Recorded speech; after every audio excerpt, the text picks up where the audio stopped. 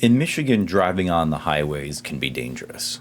Just like any other state, Michigan has our fair share of dangerous highways. I-96, I-75, I-94, just to name a few of them, can be particularly dangerous, and usually for the reason that there is a lot of traffic on these highways. There's a lot of areas where you'll get stop and go traffic, and a lot of times people don't realize that traffic is stopping and it can cause a huge accident. But there's other reasons why the accidents happen on these highways as well. And some of them, have to do with going too fast. Some of them have to do with road conditions, winter, slipping, that type of thing, rain, fog, not being able to see.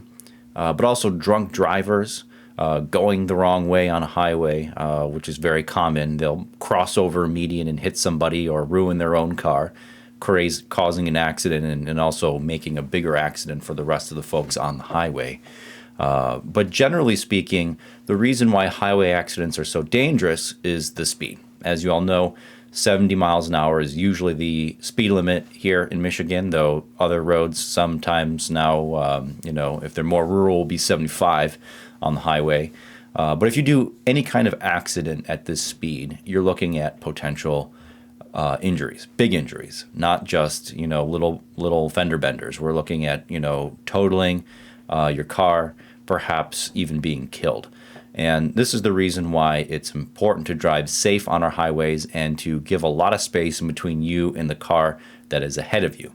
You never know if you're going to be stopping. If there's a truck passing in the left lane and it backs up for a long ways, you got to be prepared to stop or slow down. And if you're not, an accident can happen and might result in you being severely injured or people around you being injured.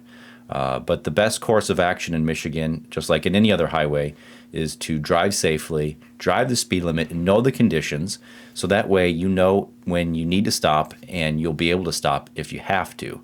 Lots of accidents happen here in Michigan on the highways. It's easy to avoid if you are careful.